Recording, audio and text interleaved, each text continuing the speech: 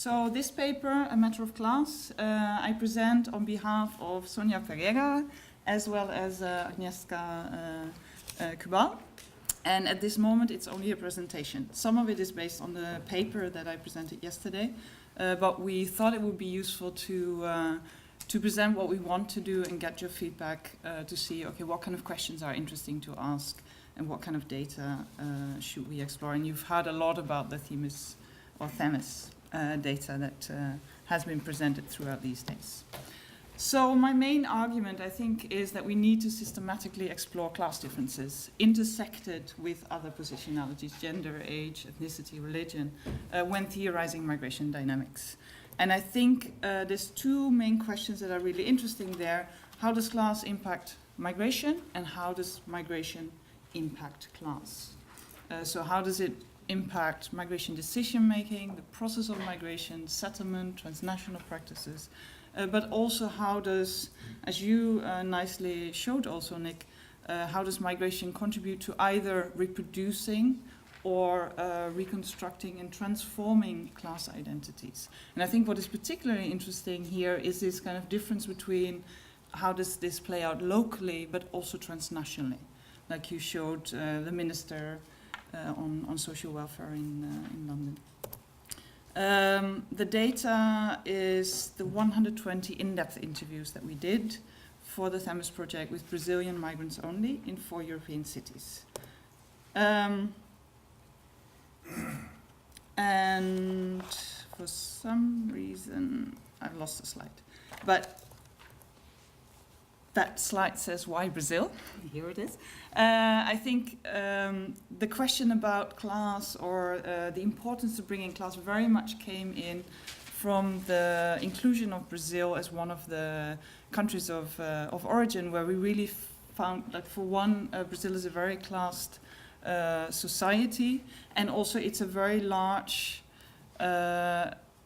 country, so the differences between some of the people who moved, for example, to Norway, to Portugal, I think were quite extreme. So the importance of class was extremely visible in the research, where in Norway, for example, this discourse on the girls from Nadoi, so there were Brazilian women in Norway who talked in a certain way about other groups of women. And they all came for marriage migration, but they really want to distinguish themselves. So some came with Norwegians who had moved for the oil business in the 70s and the 80s.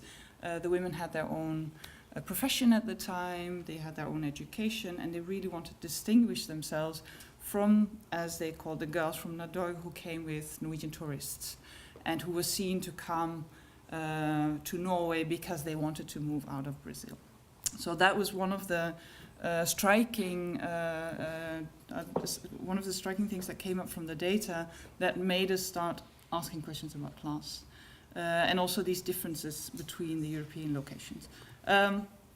So yesterday I went into this whole distinction between what I called the wanted and the unwanted migrants, where in Europe these immigration regimes offer easier entry for certain groups than for others, and that has implications for people's access.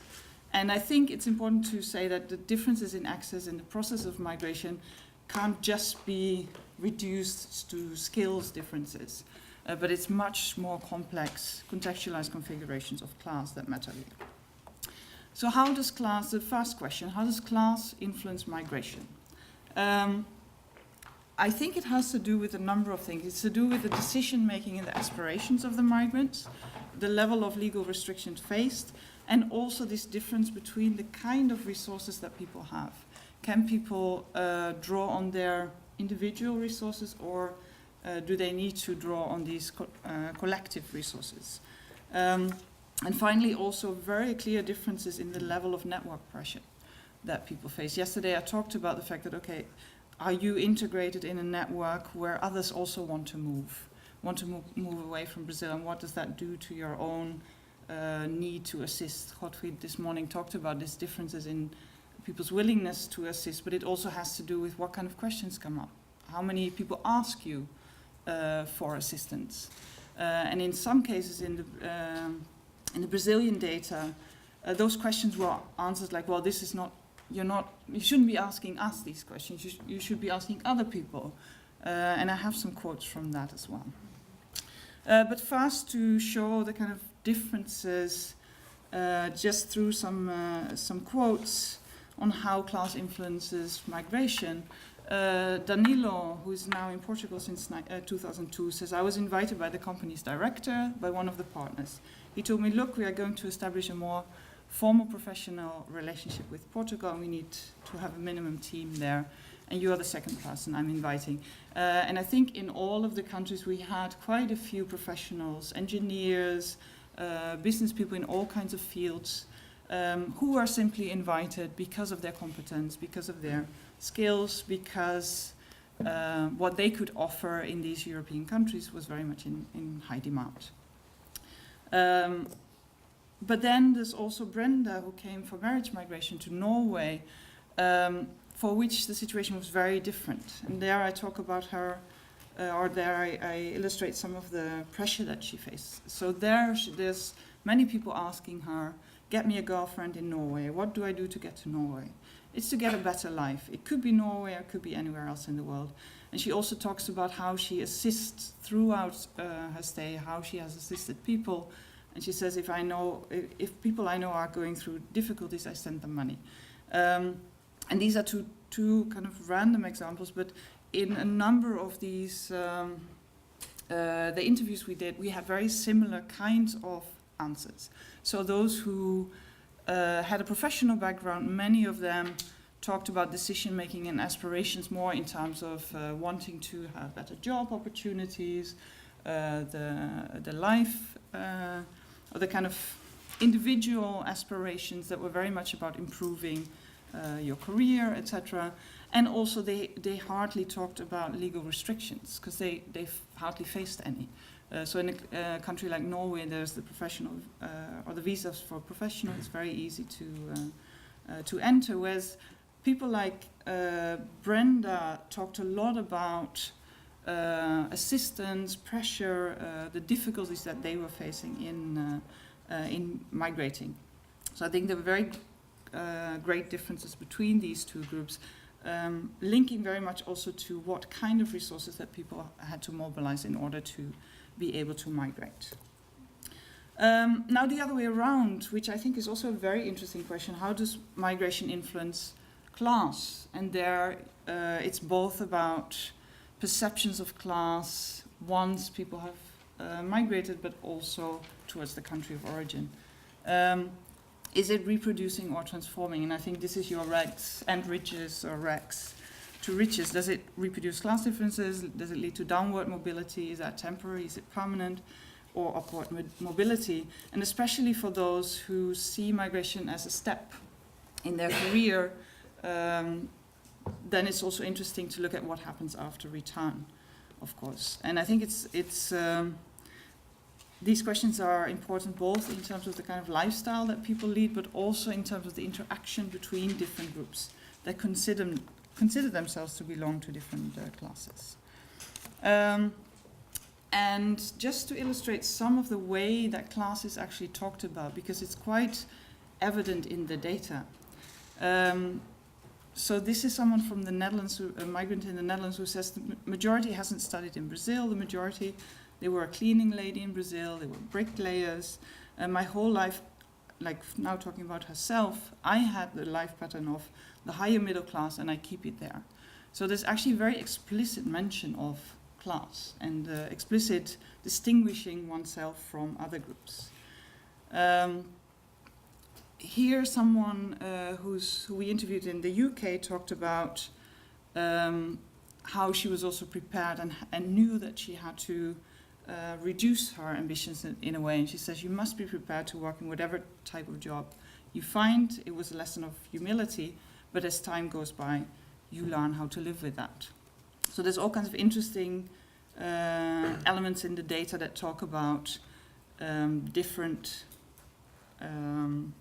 positions that people take up. And I think the biggest difference is whether you actually arrive with the professional visa, for example, so when you already have a job offer when you're in Brazil, and then you move there's no downward mobility, but for those who move, maybe with the qualifications but without the job, then it's different, and then you have more of this story. But there's interesting differences also between the UK, the Netherlands, Norway, and Portugal that we want to explore there. And then also about this interaction, what happens with this kind of classed society abroad, what happens in the UK, what happens in different places. And I think in Norway that's quite interesting and extreme, because it's such a small group. A number of people have said, well, we interact with Brazilians that we would never normally have interacted with, because now you're all Brazilians and we're in Oslo, and I think there are about 600 in Oslo, so we meet. I meet people that I would normally never engage with, that come from very different social classes, again, explicitly mentioned. But then there's also, in Norway and other places, people say that, well, actually, people who have more money stay in one group. They do not want to mingle with people whose husbands do not have a lot of money. There's a bunch of cliques saying that, well, actually, we are very, very divided. And quite extreme also, an interview with Thijs. These are all pseudonyms, of course. She says there are people that come from very different social levels, and that also means where you can go to. So some girls may think, I'm not coming to a certain event if one of those prostitutes is coming to. And there's a lot of very negative ways of talking about the different groups. And also the same in Portugal, where Miguel says, sometimes I'm embarrassed of being Brazilian, of being identified with this kind of social strata that has absolutely nothing to do with me.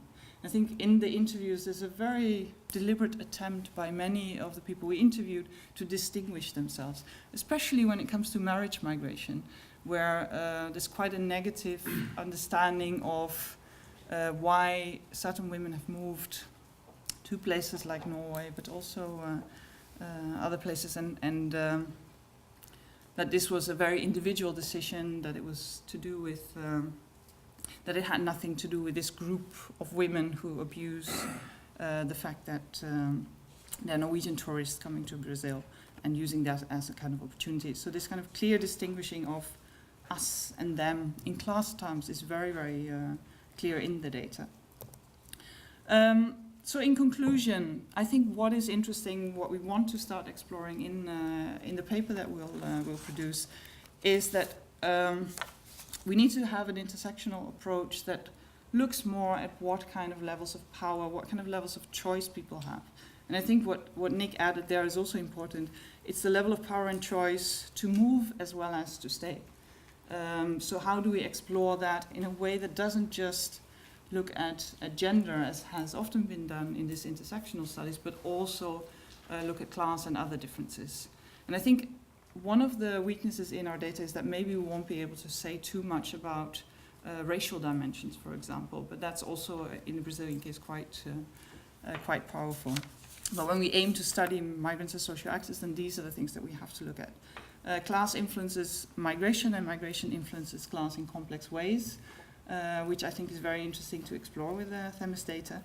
And especially also this whole larger question that we've been asking about the agency involved and how, what kind of level of power people have to deal with the structural constraints. And one of the points I was going to make in the last session that maybe I could end with here is that it's also quite interesting the way that there's been a discussion about internal feedback mechanisms and external feedback mechanisms, where I feel that, well, the whole issue with the kind of system approach is also what are the boundaries? What do we call internal and what do we call external mechanisms? And I think some of the legal systems, for example, that are seen as external mechanisms are actually very much part of these dynamics. So when we look at class as a way of distinguishing certain migrants from others, then there I think the legal systems for separating wanted and unwanted migrants are really powerful. And then, of course, those mechanisms try to separate people based on the level of capital they have, based on the resources that they can bring. So hopefully we can find a more inclusive way of looking at systems or at migration dynamics that actually takes legal restrictions and legal engagement at the center of this, which I think very much relates to understandings of class. Thank you very much.